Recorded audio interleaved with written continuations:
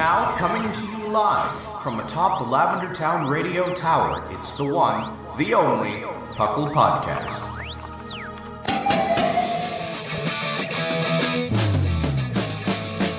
It's PUCL! PUCL! It's PUCL! PUCL! Pokemon Underground Champions League, oh yeah! PUCL! PUCL! And welcome to the 520th episode of the PUCL Podcast. I am your host, Trainer Thatch, here today with my, I guess, Gen 4 co-host. I don't know, there should have been something there. My Hisuian co-host, my Sinoian co-host. Gen 4. Brilliant and shining. And shining co-host. Those are good intros, yeah. Those are too easy. Our Diamond and Pearl co-hosts. I don't know. Everyone's expecting Brilliant. As you can hear, we've got our own Dr. Shamu. Hello. And as well as Lynain. Hello. Here today, we are here to bring you the PUCL Podcast. PUCL, of course, standing for the Pokemon Underground Champions League, a nonsensical name the royal we came up with in 2007. We talk everything here Pokemon, from the video game to the trading card game to everything in between. Honestly, just the Pokemon Company. We're excited to have a show for you today. We're going to talk about Pokemon Sword and Shield today and nothing else.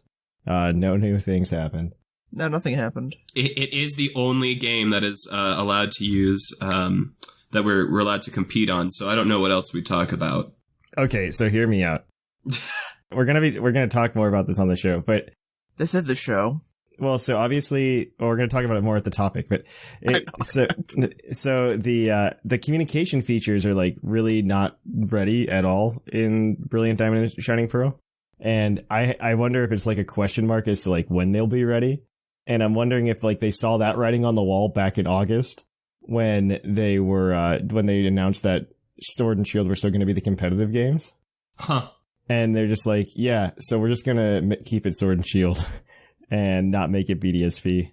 Just in case this doesn't get solved. Yeah, exactly. That's what I'm wondering. If Sword and Shield wasn't actually intended to be the competitive game, and it was gonna be Diamond and Pearl.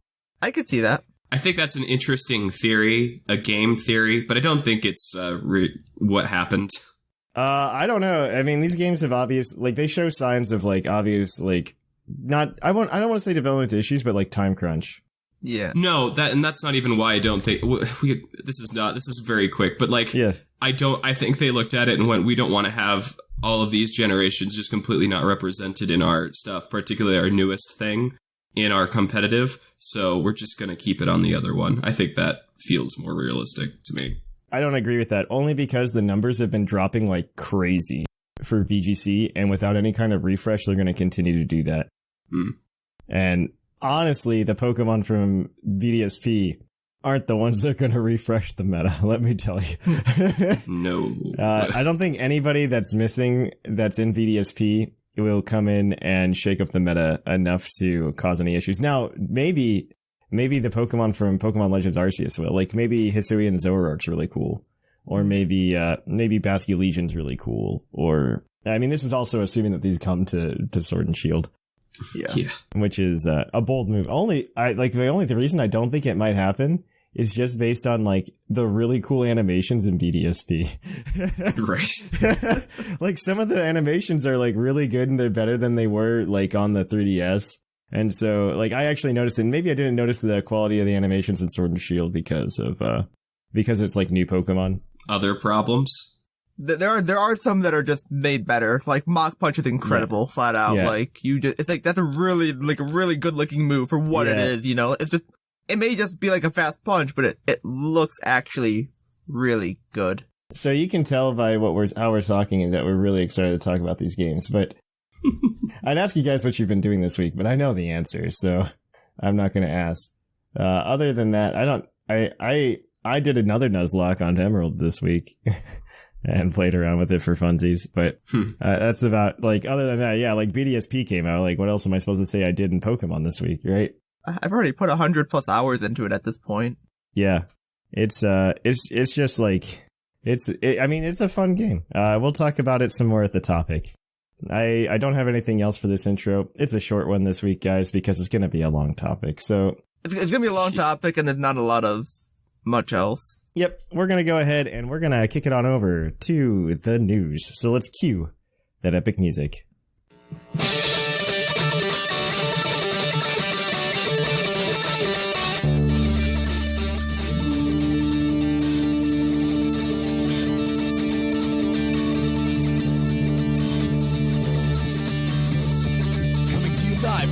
Town Radio Tower. This just in. And welcome to the news. In the news, we've got pretty much nothing. But like we said, Brilliant Diamond and Shining Pearl have launched. We'll talk about it later, obviously. We already have a little bit. But in addition to that, because it's not on the sheet, there's an Eevee event going on in Sword and Shield until November 28th, where you can get Shiny Eevee and raids. I think all the Eeveelutions are available too. Yeah, it's all the Eeveelutions, Shiny Eevee, and then Gigantamax Eevee. That's a fun event that they're doing. I don't know. So one, it's really cool to see like, hey, we're still supporting Sword and Shield. I would have preferred it next weekend though. It's either they decided we're going to do it for a week or, we kind of realized there's also a game coming out in the weekend. We just launched this, so we're also going to just extend it a week. I honestly think they should have just been doing this the entire time. They should have been making them a week-long thing. The weekend ones are just so rough, because if you don't have time the weekend, then it's like, well, you're just kind of missing out on it. Well, there's also, like, no notice, you know? It just, like, happens. Yeah. They just do it. It's like, okay, give us, like, a heads up, or, like, a week's notice or something, and just something. Like, the one thing that Pokemon Go does better than TPCI does for Swish is announce its community days, like, ahead of time. Yeah. So, you want to play this? Here, set this weekend aside, Exactly. I don't know why it's so hard. I wonder if they're just, like, because you know how sometimes in Puckle, like, we'll be like, oh, hey, wouldn't it be cool if we, like, gave away this Pokemon or something randomly? And then we go and we do it randomly? That's, like, us. We're not, like, a real multi-million-dollar business,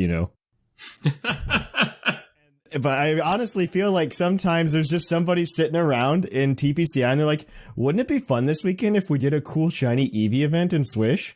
And somebody went, yeah, that's pretty cool. How about you go do that? And like he goes downstairs and it just happens. I imagine it ever so slightly differently where the guy comes in, he's just like, look, my marriage is failing, but if I can get her a shiny Eevee, maybe, just maybe.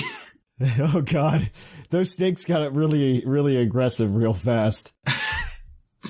On topic of events, though, they're in Shining Diamond and Pearl, the remakes. You can get the Platinum Clothes and the Manaphy Egg in the mystery gift, which you need to either beat the first gym, beat the trainers, beat the two little grunts at the top in Jubilife, and then go into Jubilife TV station. Yep. You need to do that, or get to the third badge, and then after that, you'll get mystery gift. Yeah, they just like hand you mystery gift.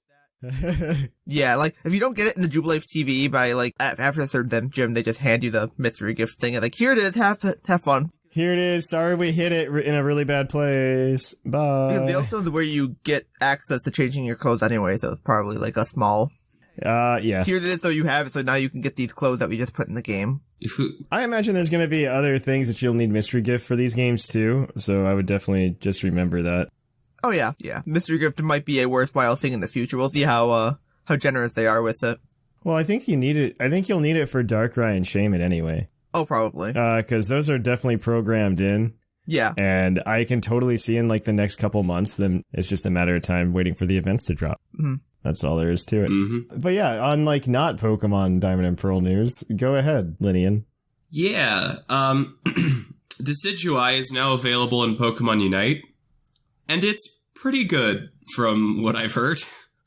Like, it's not broken beyond use, but it's not terrible. So hey, they managed to release a good but not broken unit. I'm impressed. As much as I like, as much as I dislike Tencent as a company, they've done a really good job incorporating different species of Pokemon.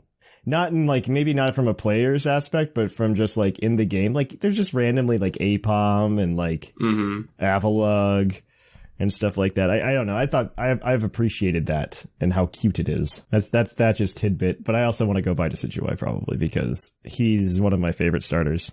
So he's got his ability shtick is that the further an enemy is from you, the more damage you deal. Oh, that's amazing. Oh, that's really good, actually. So if you're like barely grazing people at the edge of your range, it deals pretty significant bonus damage. Yeah. I'm here for this. And he's got, like, moves that pin people in place, and if they can choose to move, but if they do, they take a bunch of damage. Oh, that's so cool. I'm into it. He's very mobility-focused without having much mobility of his own. That's exciting. There is no video game battling news this week, because there's a new game, probably. But Pokemon Go, not to be outdone, announced their traditional December community event, where they're going to put all the previous community days into, like, 3 days. And it's going to be running December 17th to 19th. There's nothing else going around that time of the year, I'm sure. I don't know why anyone would have a hard time with that. Yeah, there's going to be a 25% reduction of Stardust for trade, so you can be gifting people Pokemon. It sounds like a really cheap gift. Machop, Rosalia, Swablu, Gible, Snivy, and Fletchling will spawn more on December 18th. Eevee, Duskull, Shinx, Tepig, and Oshawott will be on the 19th. Timed research and a special research story and additional spawns and 2-kilometer eggs will also be available during this event. Be sure to do that if you've missed the community days and you cared about some of them.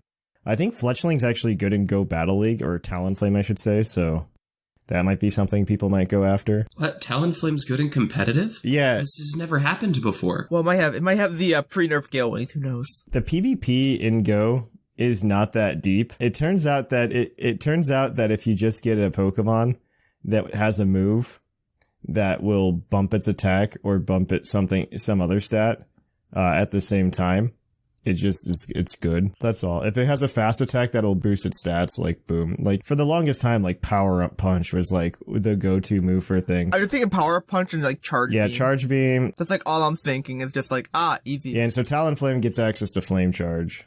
Oh, so you just get faster and faster and faster and just start spamming and Yeah, it's not even fast. It's just like, I don't think it boosts your speed, because I don't think speed's a stat in Pokemon Go. I think it increases your attack.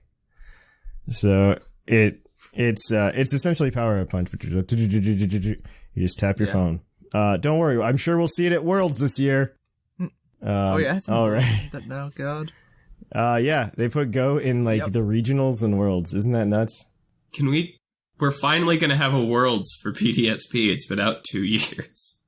You mean Swish, not BDSP. Yeah, we'll never have one for that. Sorry. No, we'll never have one for BDSP, and I'm okay with that. I'm kind of hoping it just ends up being a bunch of BDSP mons anyway. They changed the meta, so it's like, yeah, you can only use Gens 1 through 4, and you're going to Worlds. And so I just want it to be the old Gen 4 meta. Torterra, am I right? Torterra is real good, I promise. Best competitive starter. That's what I heard. All right, so in PUCL news, the Advent calendar is, I guess that's actually really soon, now that I look at the calendar. Yeah, it's in about a week, I think. Week after this goes up. After this goes up, it's a little over a week out. Definitely mark your calendars for that. Every day there's going to be a Twitter poll on Twitter, and depending on how much interaction that tweet gets, you might be able to get 2 Pokemon out of it. Patrons, like I said, at the $10 tier, maybe even the $5 tier, I haven't decided yet. We'll get access to a second or third giveaway, depending on how many giveaways. You just get a bonus Pokemon being a patron every day. That's how it works out. And I hope you all know calculus. That's for the days that there might not be 3 giveaways for everybody, but there will be some for those of you who can do math. And they said you'd never use math in your day-to-day lives. Exactly. Yeah, you brush up on your calculus, kids. Your integrals, your derivatives. Maybe I'll make you solve it. Anti-derivatives? Maybe I'll make you... Well, that's just an integral. Shh. They don't need to know that. And yeah, so we're gonna have a good time with that. We're gonna. I don't know. I'm excited. I like giving this stuff away. It just also there's like some anti-farming measures that went in this year. Because when you farm the Pokemon, it makes us sad. It also makes the bot not like you. The bot will end up not liking you when it's giving it away, and it may not like you for the rest of Advent calendar. So watch yourself before you hurt yourself. Other than that, I think that's it for the news. There hasn't been a lot today. So we're going to kick it on over to PUCL's Poke Quiz, where we're going to quiz your co-host on their insane Pokemon knowledge.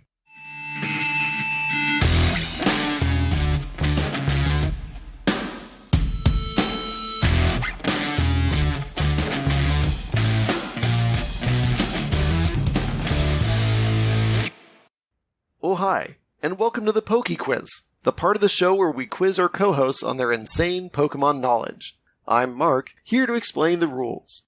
Our fabulous co-hosts will work as a team to answer 5 Pokemon-themed trivia questions that fans have submitted on the Discord server.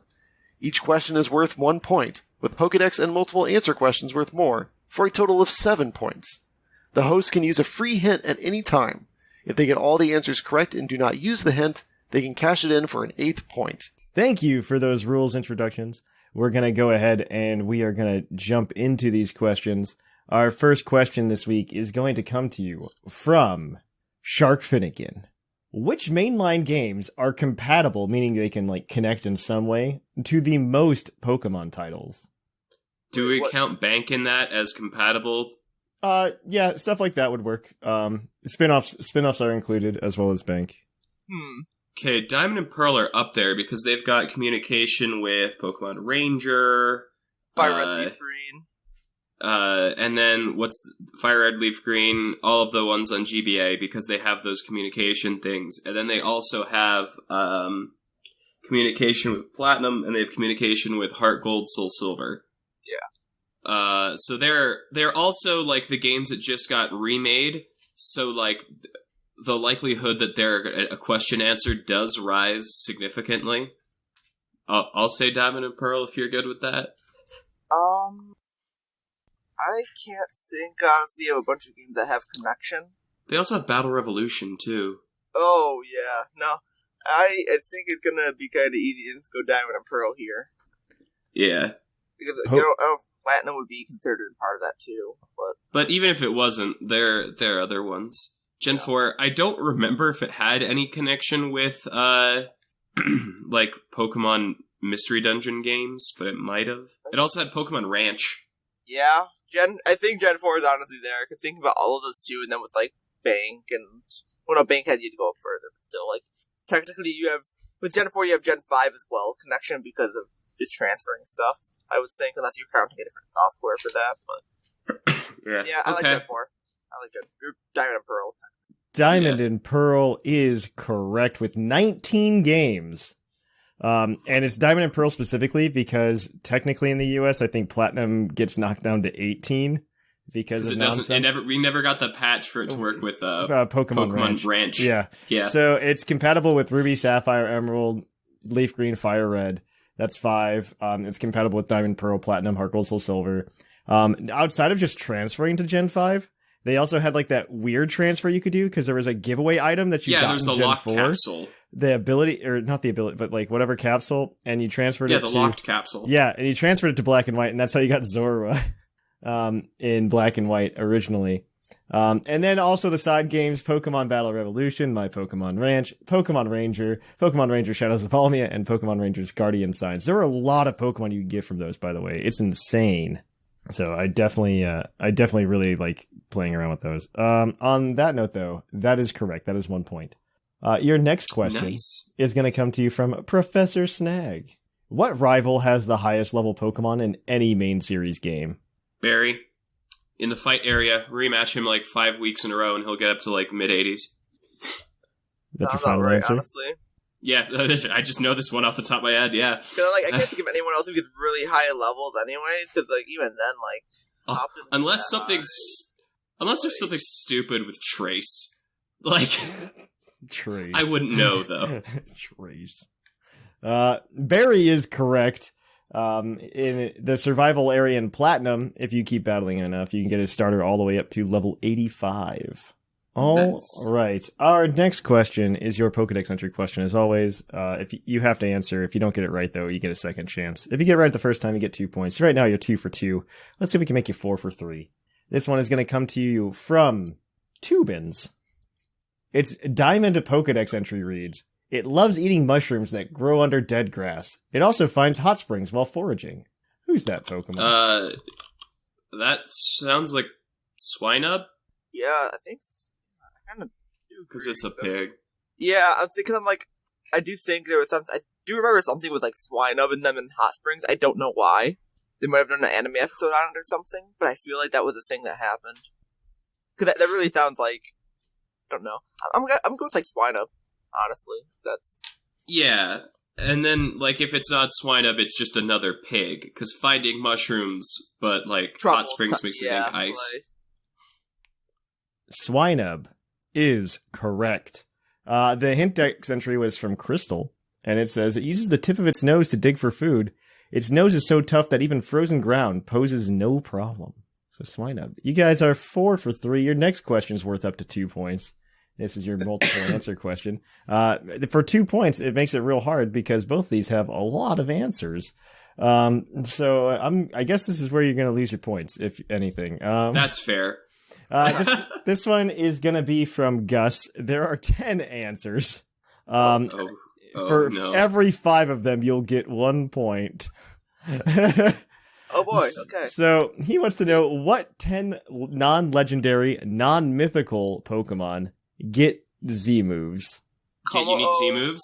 Oh, I'm the one person who can answer this. Yeah, because you've got Como-O, Mimikyu. The 3 starters, that's 5. 3 starters, that's 5, yeah. That's 3 starters, 5. Como-O, Mimikyu. Boom. Mm-hmm. What else? I'm Alolan Raichu is one of them. Right, it gets Pikachu. Spark Surfer. Pikachu gets 2, doesn't it? Yes, still but he counts said as one Pokemon, answer. not moves. Yeah. So it's one Pikachu's a Pokemon. move. Pikachu, Pikachu the Pokemon. Yes. So Yeah. that's you're up to 8. You're missing 2. No, we're up to 7 because we said Raichu and Pikachu. Alolan Raichu and Pikachu. Oh, that's right. Yeah, you're missing 3. Yeah. I know which ones. I can't think of his name. Snorlax. Snorlax, Eevee, and... That's 9. There's one more. What's the last one? Was it... I'm trying to think. Okay. I'm just trying to remember everything we've named now. Because it's not the top, like, I'm thinking top, but like, yeah, it's a legendary. Yeah, can't be that. That's Guardian of Alola. Yeah. But that's not one that we need to know. That's legendary, so that doesn't count. Yeah, exactly. Exactly. There was... We said Eevee. We said all the starters. We said Lycanroc, right? Like that? Nope, Lycanroc's the last one. Okay. I thought that was the one of the first 2. Oh, you said Como-O and Mimikyu. My brain recorded Lycanroc. Yep. That is all 10. Thank you, Veronica. That is all 10. All right. Yeah. So you guys got 2 points there. So you guys are solidly 6 for 4. There's one more question. Your base stat question, as always. And if you don't use the hint, you can cash it in for a point for the perfect 8. Let's see if you can get there today. This one is going to come to you from Poliwo. What non-legendary Pokemon, or Mega, grass type has this highest special defense of all grass types that aren't Mega? So non-legendary, non-Mega? Yeah. And it's a grass type. Has high special defense. Yep. Okay. Special defense is like the worst stat to ask. Yeah. Well, you're 6 for 4, so you get to be asked that question. So. No, I'm not arguing with it. I'm just like, Yeah, I'm just trying to think, and I can't. Okay, so what even has high special defense in general? Because everything I'm thinking of is like below 100, and that's where I'm like getting stumped right now. I'm pretty sure it's below 100. Can you think of anything over 115? Because that's the highest I can think of, but that feels low. What are you thinking right now? Eldegoss, or Eldegoat, as everyone infuriatingly calls it. Yeah. It might I think it's like Eldegoss. 110, 115. Yeah. I honestly want to agree with Eldegoss, because I can't think of anything up there. I'm trying to think of like, is there a special... Wait, Ferrothorn. No, Ferrothorn's like 114, isn't it? It's not even that high. I think it's like 100. It just... Is it 100? Oh, I thought it was a bit higher. Yeah, its special defense isn't as good as its physical defense. I knew that. I just thought there's still about good. Yeah, and I know Virizion 130. But it's a legend. But it's a legend, so I can't think of anything that beats Eldegoss. What grass Mega has above Eldegoss? Maybe Venusaur? I didn't think it got that high. Well, I don't think we don't have to. It was non-legendary, non-Mega. No, but I'm right? going with the thought of if it's a Mega that has a high special defense, does the non-Mega version have a decent special defense? That's what I'm trying to get at. Maybe. Well, the only grasses are like Venusaur and Sceptile's one of them. Sceptile, but Sceptile is fast. That's all it is, really. Oh, maybe it was Abomasnow. I think Abomasnow gets like massive defenses. But yeah, no. I think Eldegoss is probably unless you want to burn the hint. I don't mind burning it. I want to go for broke. Okay, let's go for Eldegoss. Eldegoss is correct, but your numbers are like all wrong. So Eldegoss is the highest with a base 120 special defense. Followed up by Ferrothorn with a base 116 special defense. Yeah, I'd say it was 115 or 116 or something like that. And, not 116. Just knew the ball for a chunk. And in third place, tied for third place, you have Cradily and Rotom Mo at 107. Right, Rotom was the same. I'm thinking of, I couldn't think of I'm thinking Geonotic. I'm thinking of it's not high enough. It's not high, but it's it's up. It's It's average-ish, or it's a 90 or 80 or something, but it's not above 100. Can't think of anything above 100. That's the perfect score for you guys. It doesn't really. I don't know. Well, I guess it changes the standings because it put Shamu on the board. And it should kick me up a little bit from it will kick you up a little bit. Let me go ahead and sort. All right, in first place we've got Seth Vilo with 20 points. In second place we have Sublime with 19. In third place we have Whimsicott with 18. In fourth place we have Lynain with 15. In fifth place we have a two-way tie between Sigma and Jushiro with 13. In seventh place we've got Mark with 10. In 8th place, we've got a tie between P. McGee and Dr. Shamu with 8. And in 10th, we've got Claude bringing up the rear with 5. Yeah. Heck yeah.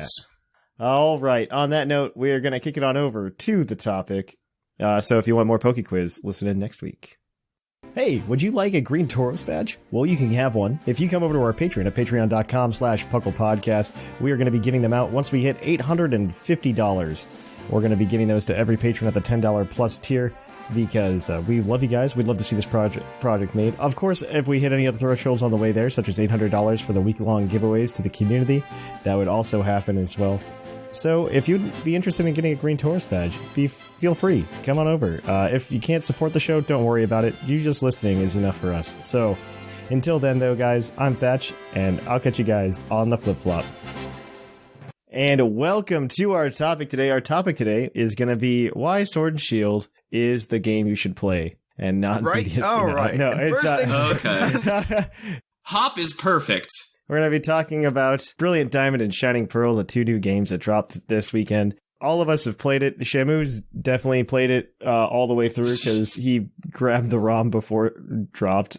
I got the reviewer copy, as you've been calling it. That's not what that is, but no, it's not. But we can say it is. We can lie. Yeah, I've played a few hours of it so far, and I mean, I've gotten to the part that I think is the only important part to have gotten to before this show, and that's just the Grand Underground. Yes, you need the Grand Underground is the star of the show. No, it's really easy to just get sucked into it. Oh, totally. It's very easy because we'll get there. We'll get there in a little bit. Yeah. But yeah, it's very easy to do that. So I want to start off just a few things. Let's just get them off the bat. This is gonna have spoilers in it. Obviously, I'm sorry that we're spoiling what is a 15-year-old game for you. Like they said at the beginning, back in February, it's a faithful remake. They were not lying. No, that's what I was gonna say. It is a faithful remake. It's not it's a redo like Oras or anything like that. No, it's literally just those games. I wouldn't even say those encounters. Oras had more new things in Megas and it had stuff. Megas. They had Megas, which I think is the only thing Megas that I would say Oras. Slightly different story stuff and the post. This is not that. This is literally just Diamond and Pearl. Same encounters, same level ups, not same level ups. The moves are changed a bit, but same encounters essentially and stuff like that. The gym leaders are the same. The Elite Four they've been buffed, but they've just been buffed strategically more than they have been overhauled. So I just want to go over a few things first, and I just want to do straight first impressions first before we go into more nitty gritty. And so my first impression of playing this game over the past 48 hours or so has been, this is outside of just there's definitely aspects that the community is disappointed in. They were all really bummed it was only the 493, which I'm not very surprised. No, I'm honestly, I kind of like that, to be honest. We don't need anything new. I think the only thing I'm surprised by is the lack of regionals. Even then, if you think about it a little bit too hard, you see how it breaks down. Because they wanted to do the 493 because Pokemon's trying to do this thing where they go, okay, we're only going to put X number of Pokemon in. This is a amped up let's go, in my opinion. It's let's go without the motion gimmick, which oh, thank God. Even then, if Let's Go was what this game was, it would have done way better, I think. Yep. And had much better reputation than what it has now, because this is a good remake. This is a very good remake. It's not like I don't have to like shake a Joy-Con to catch a Pokemon, and that's like, I always bugged me with Let's Go is that you had to do the motion thing, and to even like level up your Pokemon, you had to catch Pokemon. You couldn't like level up normally. You had to like do the gimmick to level up, and it was annoying. It's like, I don't want to do this. I just want to play a Pokemon game. I don't want to play this motion. Yeah, this just I agree with you. Pokemon game that's not well done in that aspect. Like, I think that's what we're going to see more from Legends, but not like in terms of motion controls, but it's going to be a catching focused game where this is more like Pokemon has been a good balance between catching. They have battles in it. No, they do have battles. They had battles in Let's Go. Trying to pretend they didn't is a lie. You can just battle a wild Pokemon. That's an option that we've seen. I agree with that. No, I think Let's Go was obviously a misstep, and I feel like it was a growing pain for what they were trying to do. And they seem to recognize this. Yes. Overall, for BDSP, I have been very impressed. I've never been a graphics person my entire life. Like, I have never cared that, like, oh man, that blade of grass is very pixelated or something like that. I've never been a person like that. But I, like, for the first time in my 20-some years of playing Pokemon, I don't think I've ever been more immersed than when I'm in the battle sequence of Brilliant Diamond and Shining Pearl. Like, I'm being completely honest, by the way. Like, the themes and backdrops are what should have been in Sword and Shield. Yes, no, they amazing. Are Incredible. And I think my favorite one out of all of them is Right by Valley Wind Works. Yep, it's very good. The best thing. The best, like, it's so much detail and it looks incredible. Yes, it's so good. I can't get over how good the battles look. Even so, like, people complained about the animations in Sword and Shield and how they didn't really update them or something, and maybe that's true, I don't know. But the animations that they've updated in BDSP are fantastic as well. Yeah. Just when you send out your starter, like send out Piplup, Chimchar, Turtwig, like there's a little like expression on their face and everything. Even if Chimchar won't stop dancing. Yeah, they don't stop dancing. I do have more comments on like the movements of the models as well, but like this is just like, it's really pretty in that sense. Mm-hmm.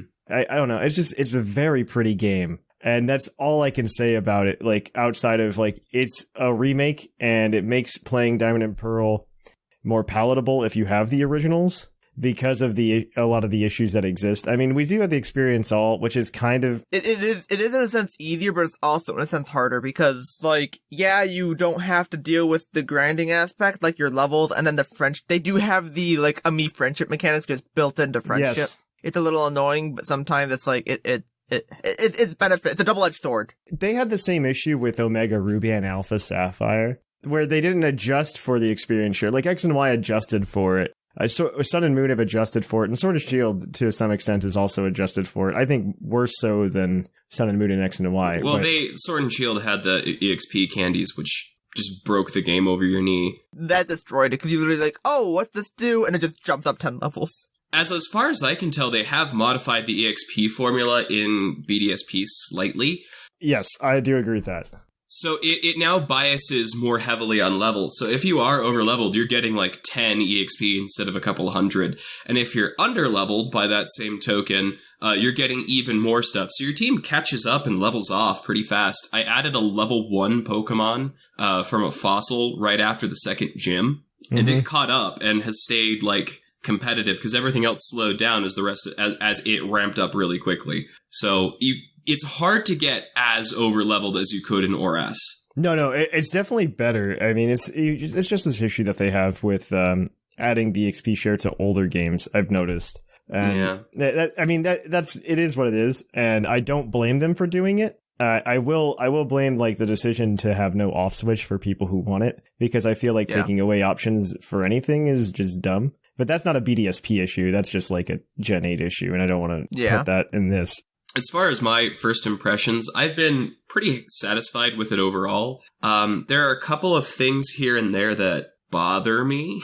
Mostly, I feel like I'm the only person who's been having these, but I have weird graphical issues even when I'm playing docked, where like I will see between textures.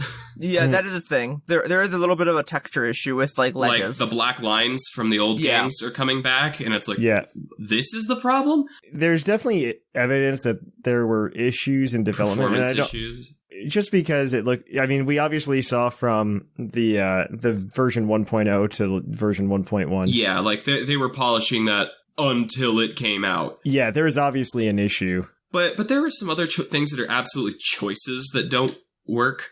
Like, anytime they cut in close on the chibi models, the overworld looks great. I actually really like it, but when they cut in close on it, it doesn't look good. It looks cheap. It looks like they just blew up an image. It's kind of what it looks like. My biggest issue with the overworld in general is that everything is so shiny. Yeah. Because they're just like, it's like somebody figured out how to make like the ground reflective, which is really cool when you're in battle for like the galactic stuff, or when you're in like the team preview menu when you're in your teams and looking at it on the screen. That's fantastic. But oh my gosh, when I'm in the Pokemon Center, who's cleaning the floors there? We are approaching 3D Game Heroes levels of reflection and bloom, and it's just kind of hard to look at sometimes. It's really bad in that regard, like that. But like, it's pretty. You didn't see how it worked on the emulator when someone was polishing the water to the point where it reflected the menu. I think that was part of their code, is to like just make everything reflective. But it's a little, it's like a little too much sometimes. That's like a minor nitpick though. Yeah, then there's things like when you get into an encounter with a trainer, it cuts in close, you have the conversation, it snaps back to the screen, and then starts the battle, where it's like, what? Or another weird visual... There are a lot of things with the trainer models that don't look right. Like when they have the versus gym leader thing, they're so static and locked in the little like preview. And then every character is introduced posed identically to how their sprite was in the original games, which is a really cool idea. And then, as soon as that little pose ends, they snap to a neutral position and send out a Pokemon, and it's one of the most disconcerting things I've seen in a Pokemon game. Oh my gosh. Okay, I'm gonna go back to how good the battles look, though, for the gyms. They do look good.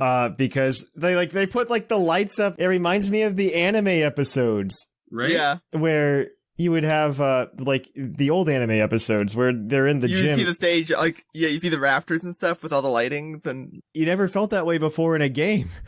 And it just feels so good. Like, I'll say Sword and Shield, like, did a really good job for what they were going after, too, with the stadium feel. But at the same time, like, I love what they're doing with BDSP. Like, that, maybe it's just that, like, the type of experience I prefer in Pokemon as opposed to like what they're presenting in Sword and Shield, which is fair, and that's fine. They can try whatever they want. But this is just one of those things where it's just like, I've been a long time Pokemon fan, and that like just literally the rafters in the gym battles makes me feel uber nostalgic. And I mean, this is a remake. It's supposed to make me feel nostalgic, but it's also to make the 15-year-old kid who was born when Diamond and Pearl came out also play a game he's never played before. I mean, it makes me feel nostalgic, and I really appreciate that feel. Talking about the battles real quick, because something I want to give a little tip. I recommend also having a poison type was toxic for a certain later fight. It's, let's just say someone uses baton pass with, minimize. Yeah. Yay. And, there's two trainers that you really want this for, because they buffed the actual big boss encounters quite a bit. Yes, significantly. They made the AI really not dumb. Yeah. A little bit. There's some AI that's kind of dumb. Okay, in terms of Pokemon, it's probably one of the best AIs. Yeah. Oh, yeah. It's probably one of the best AIs I've seen in Pokemon. Just because they actually just think. And even like the wild Pokemon, like I noticed in the underground that the Pokemon in the underground were picking their moves more strategically. Unless I just got like really bad odds. I think you got a little lucky there, because like trainers I see. Yeah, wild Pokemon still have bad AI. Because, like, I got to a point where, like, I was fighting a Krogunk in the underground, and it was only using Reversal and Feint. And it's to the point where it ran out of Reversal PP. Amazing. And then it was, like, then it switched to another move, obviously, because it didn't have Reversal. But it was, I don't know, I thought it was just like, oh, is it being smart? Like, smarter. The game difficulty, if you don't do a bunch of grinding, and you don't go into the underground a lot, and you don't battle every trainer on every route all the time, I have been consistently about a level or two beneath the gym leader's ace as I've been playing. Because I know I was battling every trainer, I think, except for the last couple, like, areas I stopped. Like, I think after Gen gym number 6, I think, is when I stopped fighting all of the trainers. And even at that point, I was kind of like in line. I think it was a level or 2 above, but I did end up being under leveled or. I've noticed that too. Like, so I've been nuzlocking it with some of the guys at the Dunsparce gang. And I've noticed that if you switch in a new Pokemon, it's not like Sword and Shield where you switch a new Pokemon in. You can end up with like the team like ready to go still 5 levels over whatever your next challenge is. I think this one takes a while to grind up. And that level disparity cut, really, you can feel it. Because you're like, I fought a bunch of trainers and got 400 EXP. Great. Yep. I don't mind it. I mean, they did a really good job in that aspect. I wouldn't call these like the greatest games ever, but they're good. Yeah, they're very good for what they are. I think after Sword and Shield, which was, I guess, a slight departure from this, it was nice to see something come back in that sense. I don't know. Maybe it was just the Dynamax that made it funky or something else. I don't know what you would call a departure in Sword and Shield. It was honestly one of the safest ones I've ever seen. I don't know. I think they made some definite choices in Sword and Shield. I think they definitely departed from like their previous like 6 years of growth prior to that, when they were just like, hey, let's just like kill it all. Because like the Megas are gone and stuff like that. And which I still think is the superior like mechanic to Dynamax outside of mechanics. Like if we're talking mechanically, I think Dynamax wins. What a great observation about BDSP. Yeah. Yep. But I mean, it was my mention about what the departure was. I mean, this is definitely, I don't know. It feels good to go back to like, there's something that we knew and it hasn't been like destroyed. You know, that like my worry is like they're going to take something and and they're going to tarnish it. Right. When they remake it, they're going to be like, hey, this is Sinnoh, but with Dynamax. And they're just like, no, I don't need Gigantamax and Fernape. Yeah, no, I'm glad they didn't do that aspect. Like, I'm glad they're literally just like, here's Gen 4. Cool. You don't have any gimmicks other than the one that were in Gen 4 for Gen 4. Like, yeah, the contests have been redone and they're much faster, which makes me actually want to do them. Well, they have like the black and white improvements to them too, which is kind of nice. Black and white improvements? Well, Black and White added the musical thing. I don't think that was a Gen 4 thing. No, in Gen 4 they still had the little rhythm game section. Oh, never mind. I'm dumb then. I'm wrong. But what Gen 5 did was made it the whole thing. But what Gen 4 had was there was the introduction, then you had played a rhythm game, then you did a full Gen 3 contest battle thing. Yes. So they took like 10 minutes. Yes. And it was not 10 equally fun minutes either. Yeah. And these, you're in, you're out, they're quick, they're clean, and they're pretty enjoyable. Mm-hmm. The Grand Underground, it's fun, and all of the areas have enough variety they have enough variety where you're catching a lot of different Pokemon, you're coming in and out, and they are high enough leveled you can add them to your team. In fact, you probably won't want to, because they're so much higher level than even your Pokemon. Yeah, it's like you have to catch them before you even think about doing the gym, because like it'll like after you do there's 5 or 6 like flags for it, and then it's like once each flag is like a 10 level bump. So you'll like at post game you'll be like finding level 60s, like high 50s, low 60s in the underground. So for reference, you get access to the underground. We'll say that you did Gardenia first, just because it's an easier example, right? Yeah. Veilstone, Maylene, her ace is level 30. The stuff that you can catch in the underground caps out at level 29 and starts at level 25. Yeah. So I went down there before Eterna, and the ace is 22, and everything was bouncing around like 18 to 20. Yeah. I think it's meant so you can, I think, catch something and just immediately use it if you like. Yeah, just slap it on your team. I'm having trouble with Maylene. I can go catch something like level 30, essentially. That's like a counter to Maylene. I think it's meant to be for that aspect to make him. I just like having the expanded decks available from Platinum. Yeah. No, so the underground is, so before the post game, the underground is the Platinum deck, essentially. The overworld, you will only find Diamond and Pearl encounters, but once you go underground, you can find things that are from the Platinum decks, like Houndoom and other things like that. Mm-hmm. They're not easy to find, though, and there aren't many fire types until you complete the game, so Sinnoh Fire is still in full effect. Yeah. Who doesn't love a good Sinnoh lack of fire types? It's great. I like Ponyta. I don't mind the no fire types. I just mind the fact that they give me 30 plus Firestones in the mining, and I have 3 targets. Yeah, it's fine. It's fine. Yeah, totally fine. I'm not short on any Leaf Stones or Moonstones. Yeah, Pansear doesn't exist, so it's fine. Other stones. And see her. That's a Pokemon. I've been enjoying my time with these games, though. Yeah, I have. Yeah. And I don't think I won't. Like, I'm definitely going to do Dex completion with it and have a good time. Once you're done with the game, most people probably have things to have available. I'm at the point where I've gotten, I think, 400 caught, and I just can't do anything because I need exclusives and trades. And swarms, and yeah. Yeah, exclusive trades, swarms. You can't time skip as far as I'm aware at the moment. No, you can't. They maintained that. Yeah. That was part of the original Diamond and Pearl. Yeah, that's part of the original. There's a way you can, like, do some weird thing to make the game think, like, how you can skip raid dens, you know? Like, yeah. Unless there's something like that, but as far as I'm aware, there isn't. No. Also, quick tip for when you get post-game, when you get to Ramada's Park, do not buy more than enough of those slates. Because this is my whole biggest complaint about, like, the Ramada's Park post-game. So we'll say that you start off with the Reggies. Like, no matter what game you are, you can only buy these slates for the Reggies. Yeah. And then once you catch those, you unlock another tier. And then once you catch stuff from that, you unlock another tier. But for the Reggies, you need 3 slates. If, for example, I buy 4 slates. Well, let me go with the 3 first, actually. So each slate is an attempt at catching the legendary. Mm-hmm. If you catch it, or if you don't catch it, you use that slate up one way or another. So save beforehand, and you only need 3. They're kind of annoying to get. Yeah. Well, it's not even that if they're annoying to get, but the other thing is, if, for example, I buy 4 slates, I catch all 3 Reggies saving beforehand using only 1. That slate has no use. You cannot sell it, you cannot chain trade it in, it is just in your inventory for eternity. And you can't even give it to a Pokemon to trade it to someone else. Nope. And same thing with because in the post-game, you'll also start finding these shards in the underground, which are used to then exchange for these said plates.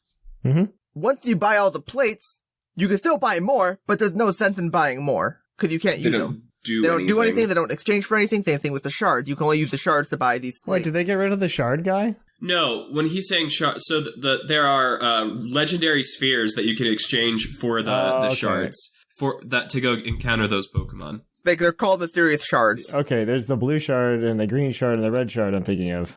Instead of calling them a sphere, they call them a shard in the actual, like, item name. It's a mysterious shard S or mysterious shard L. Yes, whatever. And the shard guys exist, but it's not platinum, so they don't have any moves beyond the weather moves. Yeah. So just set your expectations there. I mean, I don't have expectations past that, right? So you just don't like overbuy these slates, because until I'm hoping in a patch they go like, oh, we'll add another shopkeeper, update their shop to do something with them, because it's just like, because once you get all the legends too and like mine all these up, they still appear. They just don't have a use. They're literally useless. You can't even like exchange them for other TMs, other items, other shard, other spheres and things. Like, you can't do anything with them. They're just a waste. So they become a terrible rare spawn. I was hoping they would like unlock like, oh, here's like a really rare item shop with like maybe like apricorn balls, beast balls. Because I was really hoping for beast ball, but that's not in the game as far as we know. It's coded because of like bank and stuff like that for capture. I think it's coded because I think they do plan on letting you bring stuff in. Yeah, that's like sometime next year. Yeah, sometime. I mean, it's probably, my guess is going to be early to late February. Legends Arceus, for sure. Because there's no sense in doing it for one, then having to redo it again for another. They may as well just do it for both. It's going to be interesting. Well, they're just going to do one update for both, but I don't think they'll do it right away after Legends Arceus, but I don't know. No, they said it would be early. They said it would be, I believe they said spring 2022 was their target. They said like early 2022, I believe, when they mentioned it. Okay. So that's exactly when it happens every single time a new game comes out. Is like the February March. Around the February time frame. But yeah, no, that was my biggest complaint though about the game, was Ramada's Park post game. It's fun, it's cool, they all have hidden abilities, but like, they didn't have the foresight to think what happens after this. Or if they did, it's not in the game. They probably did not. And I'm just kind of like, maybe we'll get that update and we'll get that Greninja that's never anywhere else. That's just my biggest complaint, because it just kind of also crushed my hopes and dreams a little bit. But again, I was over expecting on one thing only. But overall, it's good. It's just, I just want to put a PSA out for people like, hey, don't overextend on those. Or do. There's infinite amounts of them. Yeah, it is what it is. I appreciate the game for what it is. I think what they've done with it is fine and fun. It's very reflective. There's a lot of Windex needed.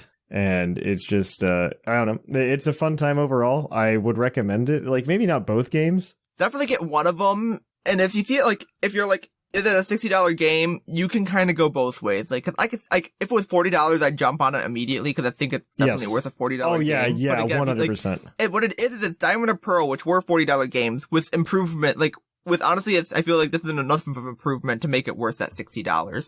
I don't think there's anything crazy stupid about it or anything. It's very reasonable in terms of price. I think what they offer is a good experience, and if you like Gen 4, it's definitely a good way to go back. I think this is a definitive way to play Gen 4 as opposed to like the new hot Gen 8 game. Yeah. That's the way I see this. And that's probably the way we're going to have to see a lot of Pokemon games in the future, honestly. It's just like, this is the definitive way to play this. This is just like a much better version of Diamond and Pearl in those regards.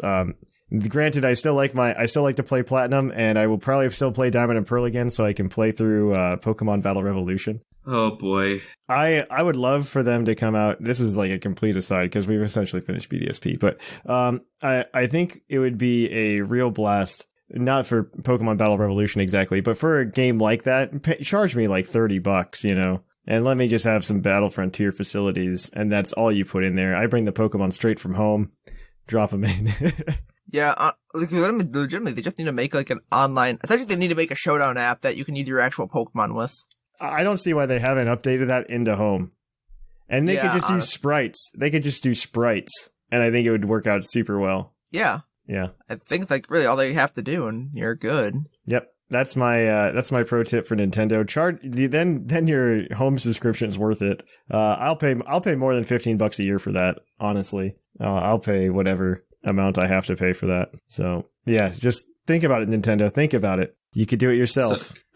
Yeah. Any other thoughts? Any other closing thoughts? I mean, I think we hit pretty much everything I wanted to hit. It's just that it's a very pretty game. I think I hit this. It's a fun game. It's pretty. It's fun. It's improved in ways that don't. It's not like, oh, I wish I was playing Diamond and Pearl. It's, oh, I'm glad I'm not playing that old game. Yes. You know, I'm glad I have these improvements. Yeah, no, it's, and I kind of hope they, like, take the visuals and then put them into the next game. Because it's definitely, like, I like the direction that this is, like, the trajectory that this is from Swish in terms of visuals. And I kind of hope it continues in that regard. I hope we get something, like, give me something super safe in Gen 9 where I just get to go to some gyms and I get to see the lights in the rafters. That's all I want. Let me do that again. I just want more Pokemon like that. They stumbled on the golden goose and they're tired of they're tired of golden eggs. It's that feels like sometimes. But yeah, that's gonna be it for BDSP. And so we're gonna take a quick. Well, I don't even know if it's a break. We're gonna kick it on over to our Pokemon of the episode. We will catch you on the flip flop.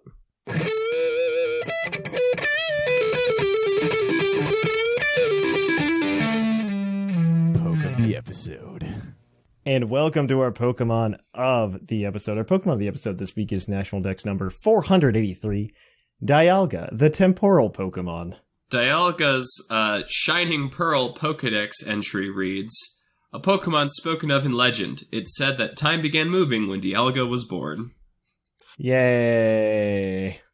I know that when I think of time, I think of a giant dinosaur. Yeah, right? But it's actually, like, Dialga's actually got some funny trivia, or some fun trivia at least. So just, it's only legendary to have a role in 4 different movies, but the other one that really caught me is, according to Junichi Masuda's blog, the Spanish translation team suggested changing the name Dialga because of its similarity to the word alga, which is seaweed. Which is like, okay, you know, just, I don't know, just found that funny. That's not the word I thought they were going to say it sounded like, but we're good. Algae? I mean, it's very close, but it is, yeah. So, Dialga's got decent stats because he's Dialga. Highest special attack of all steel types. Yeah, base 150 special attack, base 120 defense, base 120 attack, base 100 HP, base 100 special defense, and base 90 speed. He's one of, like, the slower legendaries. Really good. Holy crap. Yeah, like, he's really good. 100 HP and 100 defense is just enough, and even then you've got more than that. And his typing's not bad either. His typing is pretty decent. I mean, Dragon Steel is a decent typing with only 2 weaknesses. Yeah. And nothing quad or anything like that. You resist fairy. Yeah. Or not, you're neutral to fairy. You're neutral to your... Like, all your main weaknesses are neutral. Yeah. Of a dragon. No, the only two weaknesses you have are those for your steel type, so... Yeah. It's, I mean, steel's just a very good defensive type to begin with, and so it's really helping out with that aspect. But, I mean, yeah, he's got a decent move pool. He usually doesn't get to shine too much, though, in these formats. Today we got a BDSP something team. Better. It's just I mean, what you typically would do with a Dialga, you could probably pull off with a Solgaleo, or you could even, and at the time when Solgaleo didn't exist, you had things like Groudon and Kyogre, which had their primal forms. So, or even just abilities that are better than pressure. Yes. Well, no. So, Dialga got telepathy, which is actually really somewhat good. Viable. Yeah, it's good because it's weak to earthquake. But yes, that is that and like you just don't take damage from your partner, which is really nice. Typically they run them on like Trick Room teams just because they're the slower legendaries, but Solgaleo I think does a better job. I do believe it gets Trick Room. It does learn Trick Room. It does get Trick Room. That's also why too. So like, it's a bulky mon that can also use the thing that's enabling your team and also abuse it as well. And it's just like. I think the problem is that it's not as hyper focused as some of the other legendaries are. Yeah, so, that's the thing. Because like, stats. Looking at it too, it's like 120 attack and 150 special attack. Mm-hmm. That's kind of like I can do both, but it's like. Those stats, if it was only doing one, then you'd probably see it more because that means that other stat would be put into something else. Like Solgaleo, who's got like 130 HP and 130 like attack or whatever. It's like, you don't like at that point you're good anyways because like you're just more focused in that and way better. Yeah, and you look at something like Zacian, right? Like when in his crown form, and you're talking 170 attack and its special attack's 80, and so without the specialization, it kind of hurts it. But I mean, in Gen 4, this was like a big deal. So good for it. It's a big chunk of stats. It's hard to be upset. Yes. So let's go ahead into this team. The team this week is a VGC team. It was made by Claude9 for our Puckle Battle Factory tournament. And this is the one I believe Coil used to win it all. So we're going to go ahead and take a look at it. We have Dialga, the main man, because it's a series 10 or 11. And he is holding the Adamant Orb, which is the orb. I forget exactly what Adamant Orb does, actually. It's a boost stats. Dragon and Steel type moves. Is that all it does? Yeah. 20%. So 20? It's a combination of a Metal Coat and a... cute. Dragon Fang. That's cute. I was like trying to remember. I was like... What? And it's one of the three like orbs, like... Yeah. With a Lustrous Orb, and then Griseous Orb. Griseous Orb. And then eventually they just said, yeah. Yep. We're going to have the Soldu do this as well. Yep. So they do a really good job, I think, with this, because it'll work well in a Dynamax because, this is 252 HP, 252 special attack, 4 special defense, because Dialga's already base 90, which is the slowest of most legendaries. So it makes sense for it to do it. Like, I think Groudon's slower, maybe, actually. Groudon might be base 90. So we're running Flash Cannon, Earth Power, Roar of Time, so you get that big dragon damage, and Protect on the Dialga. We also have what is a really fun Tangrowth. Like, I think this is really cute, and I really like it. It's a Tangrowth holding an eject button, so if it gets hit, boop, it comes out, and you switch something else in. It has Regenerator, which is, yes, you have a Tangrowth. It also has, so the spread is 140 HP, 252 defense, 116 special defense, relaxed nature. It gets Rage Powder for redirection, so you can force it to get the eject button to bounce out. It's got Protect because it's VGC. Sleep Powder because it's a Tangrowth. And Giga Drain, so it's just like a really budget Amoonguss, but it's a lot of fun to be able to be like, you Rage Powder, so you focus everything on that slot, Tangrowth gets punched out, and then you can send something in that probably will resist whatever comes in. So that would be a really good way to like burn a turn in terms of like Dynamax or something. And then speaking of redirection, we've got a Togekiss here with a Scope Lens and Super Luck, so you're just trying to go fish for some crits. with 228 HP, 100 defense, and 180 speed. Or no, special defense, my bad. Never mind, not speed. So you're just a bulky Togekiss here, just trying to be a tank and land some crits to make up for no attack investment. And in a Dynamax meta, it can max airspeed. It can boost. Yeah. It can be a booster and do stuff and have high damage. You're running a Calm Nature with Dazzling Gleam, Air Slash, Follow Me, and Protect.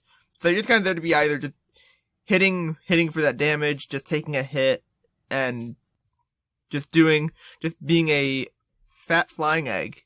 Yes. And then also on the topic of redirection, we've got a Rotom Wash with Citrus Berry, 188 HP, 4 defense, 252 special attack, 4 special defense, and 60 speed with a modest nature, with Hydro Pump, Thunderbolt, Ally Switch, and Nasty Plot. So again, just Rotom, just got your dual stab, bit of boosting, and then Ally Switch to abuse it and just have redirection fire. Is probably one of like the number one things to have in VGC. Oh yeah, no, this team's got 4 ways to redirect. Yeah, it's definitely meant as a gimmick, but redirection is incredibly important in VGC. It is.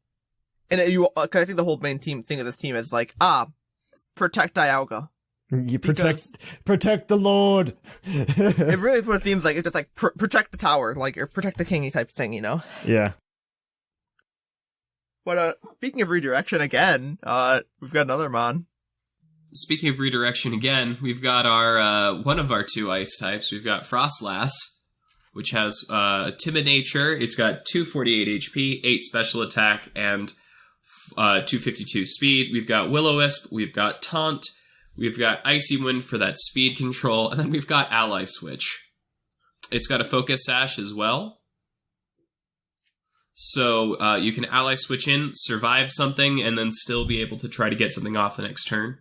Icy Wind. You want all the Icy Wind. Well, VGC most likely if you're probably taking 2 hits or something like that, possibly as well. But it lets you take those 2 hits.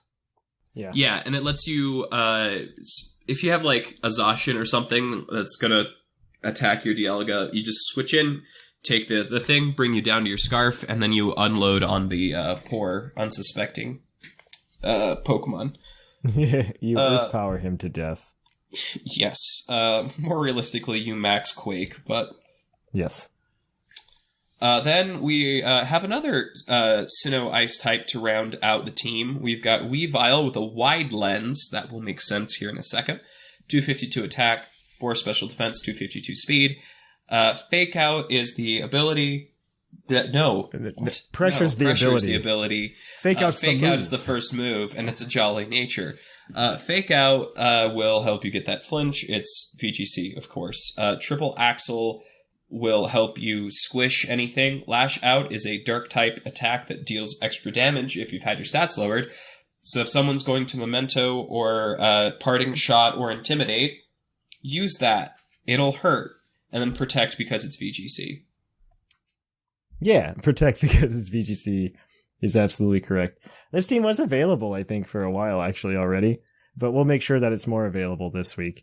We are going to try to go ahead and give away that shiny Dialga to those of you in the Patreon, so be sure to check that out later this week. We are still giving away currently the shiny Zacian and the shiny Zamazenta as well throughout the week, so be sure you head over to patreon.com if you're a patron at the $10 tier or higher to make sure you can claim those, because I don't think a lot of you have. People don't realize, like, I post them, and then they're just like, when did you do the giveaway? I'm like, do you not watch the Patreon when I post? So be sure you head on over there if you're looking for that. Other than that, we are going to kick it on over to the mailbag. It's mail time! Send in your emails!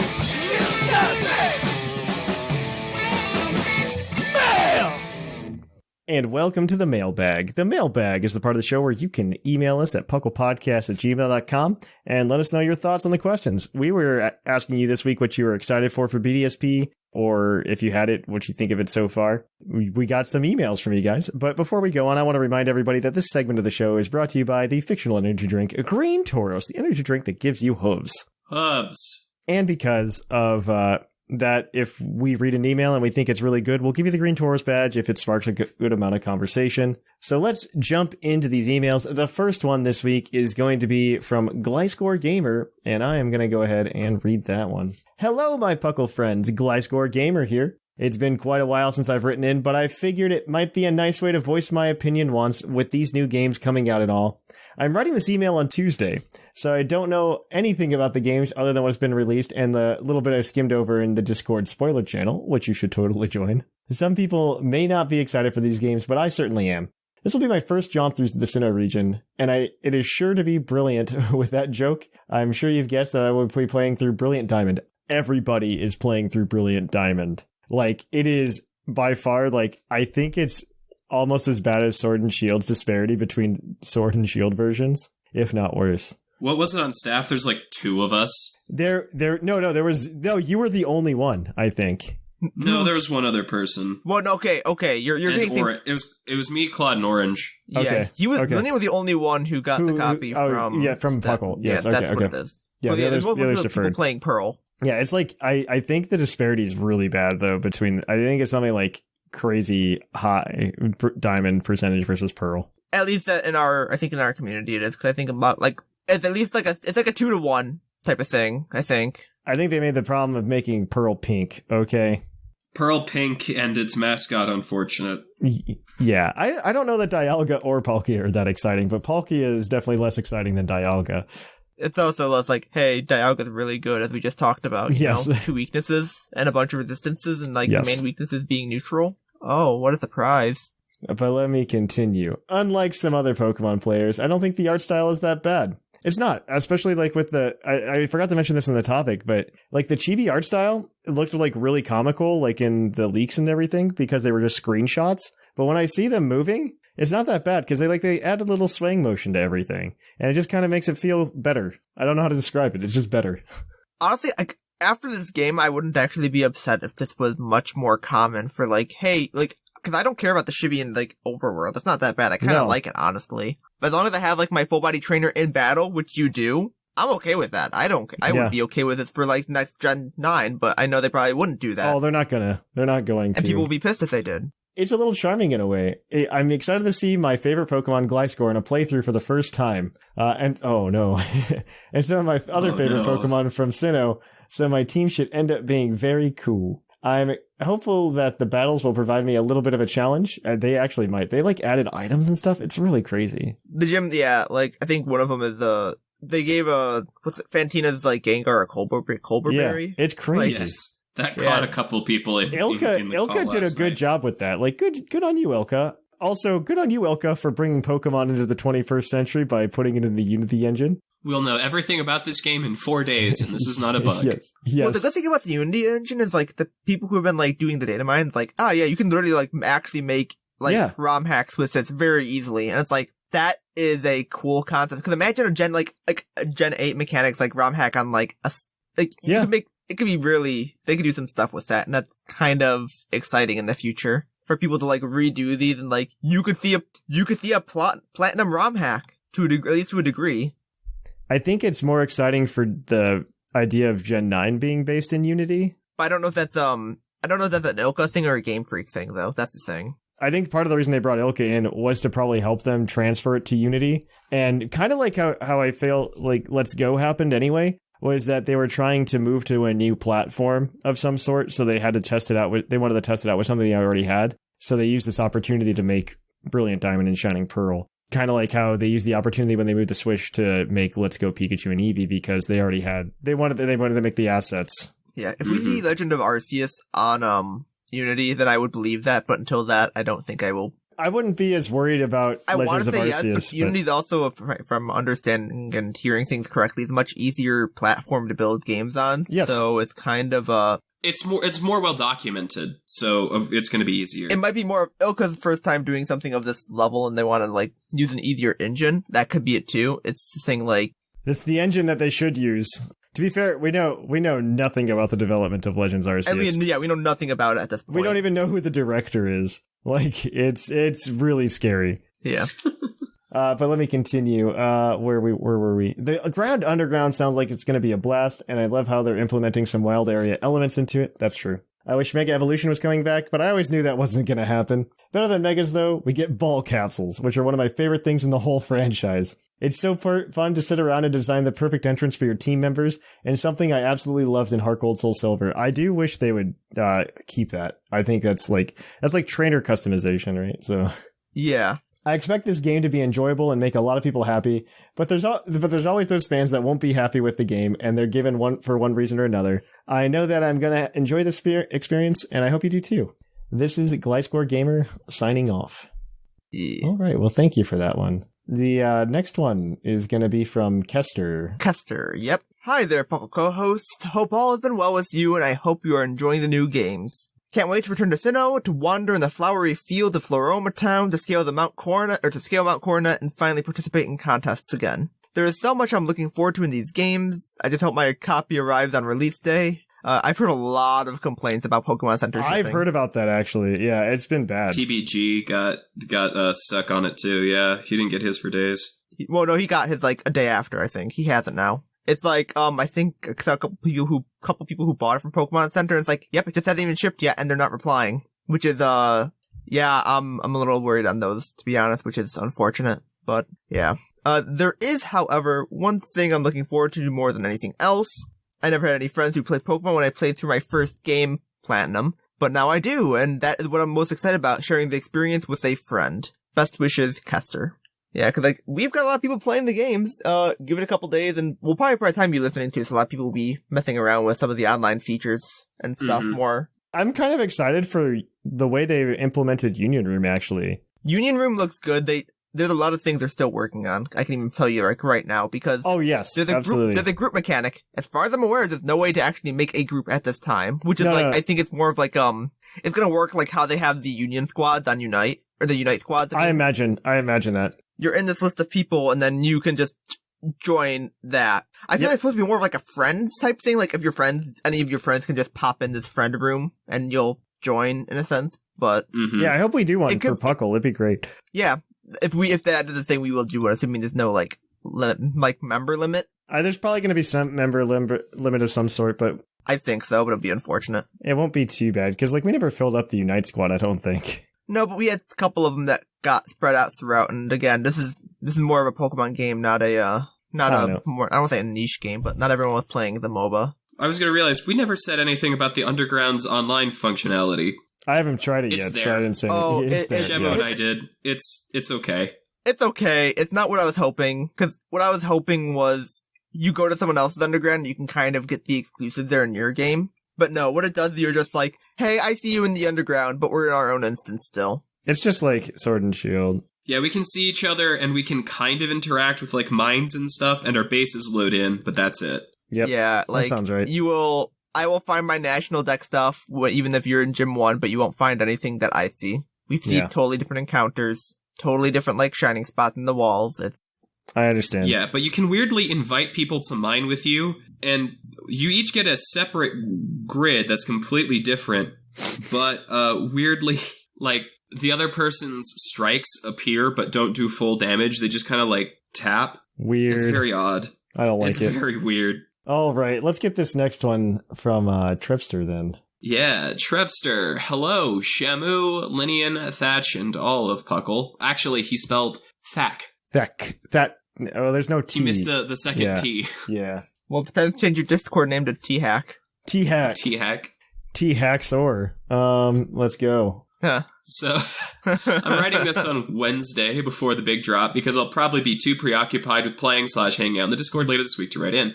Some Pokemon I'm really looking forward to using the playthrough are Donphan, Feraligatr, Drapion, Medicham, and maybe Mamoswine. What Pokemon are you looking forward to using the most? Oh, unfortunately, I can tell you right now, 2 of those are post-game. Yes. The first, Donphan and Feraligatr are both post-game. Yes. And Mamoswine is Underground only. It's Underground only, and you can't get it until you get to Celestic. The earliest you can get it.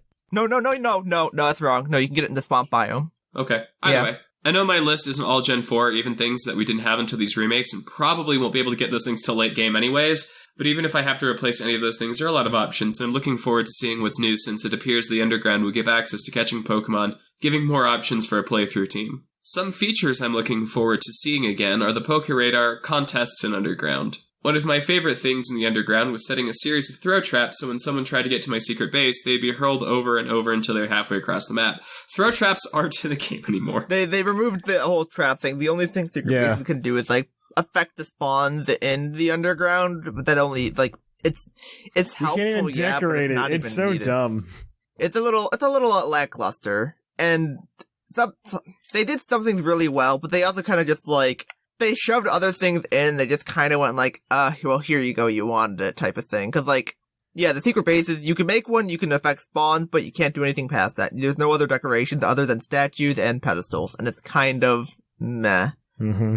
Also, with the PokeRadar, they made that thing incredibly hard. It seems to be incredibly, like, they spiked the difficulty on that, I heard too. it got easier. No. It depends on what you mean by easier. Some of the stuff that, like, the ways that you could have something break, are it's harder to break it by accident, but it's harder to continue it intentionally, if that makes any sense. Okay. I understand what you're saying. Cause, like, I have not gotten a chain above 4, and it's like, oh, I found I found the actual Pokemon, and it's like, a radar exclusive. Nope, your chain still broke. Like, what?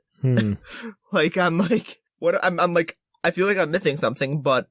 Interesting. Like, it's a little rough. There might be some things we don't know yet, or it might be just bad luck. Who knows? Mm-hmm. Yeah. I know they changed decorating your secret base and probably capture the flag too. Completely That's not even in there. Yeah, but I'm excited to see how these features have been updated. The PokeRadar was something I overlooked when the original games came out. Do you think any of you will use it very much? You need it for hidden abilities.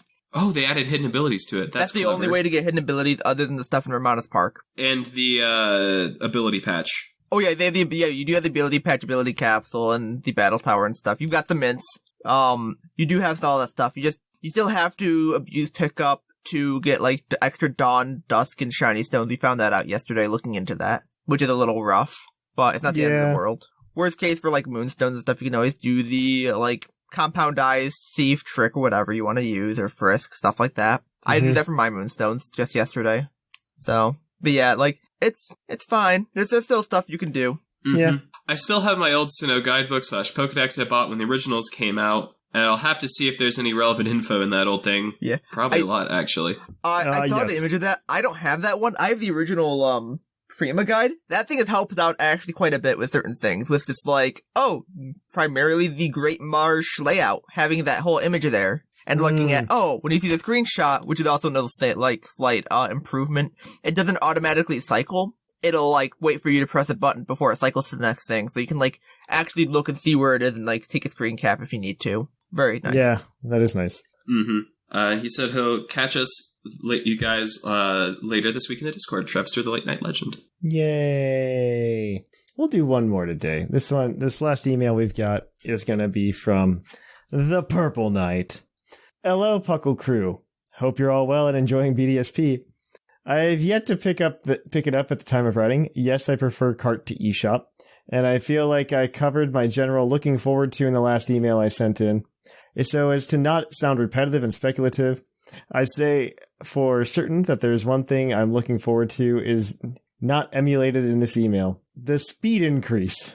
I can't wait to surf and run and faint blissies with today's speed formulas in Pokemon. It is now. Yeah. Well, it is faithful as well. Yeah, it is now. Unless that's faithful as well. Insert shudder here. It is. The funny thing is, before the day 1 patch, which happened like a week early, I guess, like the week early patch. The day -7 patch? Yeah, the HP decrease was fast, and that actually kind of affects speedruns in a sense, because then you'd want to have the physical card of the game that's not patched to do a speedrun, because all those HP bars shooting down. Because it was insane how fast that HP bar dropped before that patch. They were very fast. No, but this is still better. This is still better than the original Diamond and Pearl. Definitely better, but it's not as... Not a high bar, to be fair. It's literally 30 seconds to KO a Blissey. In the original games. In original Diamond and Pearl. It's insane. That is all. Again, enjoying your journey through BDSP, and I can't wait to pick up my copy later today. Your Squire, the Purple Knight. Well, thank you for that one. That's all we got today. If you too would like to send us an email next week at puclpodcast@gmail.com, let us know what you think of BDSP. We'll read it. It'll be a good time. I gotta decide if we're gonna record that show early or not, because next week is American Thanksgiving. But I don't think I have anything going on during our regular recording time. So I think we might still just push to that. So we'll figure it out. Other than that, though, yeah, that's what we got going for us. It'll be a good time. But yeah, let us know what you think of BDSP. Green Tauros Bash. Do we think anybody here particularly deserved it? I don't think Gliscor has it. I think Trevster has it. I think Kester has it. I think Purple Knight I think they all have it. Trevster doesn't have it, I can tell you that. That was when I saw well, Trevster wrote a good email. He can have it. Yeah, we'll give it to Trevster. I'm down with that. Let me click it. He can have it for another 5 weeks. The last week we give it, it's just an insult. Yes, it is. It really is. Good job, guy. All right. So if you want to keep up with Puckle throughout the week, the best way to do it is come to our Discord at pucldiscord.com. You can, of course, not Reddit. Please don't go to Reddit. Our Puckle is not an active subreddit that we use. You can, of course, go over to Twitter, though. That's something we use. You can go to Twitter, twitter.com/PucklePodcast. You should follow it over there if you haven't already, if you want to be able to vote for which Pokemon we give away during Advent Calendar. Hint, hint, nudge, nudge. We have Facebook. We also have Instagram, and we also have Tumblr as well. All of those are in the show notes down below. If you want to help support the show, you can just come out and listen to the podcast like you do now, or you can go to youtube.com/PucklePodcast and watch us there. Drop a subscription. You can also go ahead and go over to twitch.tv/thepucklepodcast and watch myself on Tuesdays and other people randomly all over the other place. So definitely check that out while you can. If you want to support the show financially, you could do so through Twitch with a Twitch Prime subscription, or you could even go ahead and go to Patreon at patreon.com/pucklepodcast. Like I said, if you're at the $10 tier, during the month of December, you will be able to get extra Pokemon literally every single day of up until from December 1st to December 24th. So that's like 24 giveaways. Like, you're getting your bang for your buck. We usually do 4 a month. You're getting 24. So keep that in mind. Yeah, no, it's really true. No, it's just funny. I was like, oh, I guess you can get 24 times your bang. Yeah, 24 times your bang. Or not 24, it's 6 times. So like, it's literally a good time to go become a patron of the Puckle Podcast at patreon.com/pucklepodcast. But other than that, I think that's everything I usually say. So I guess I have been Trainer Thatch. I've been Shamu. And I've been Lynain. And here in the Lavender Town Radio Tower, it's closing time.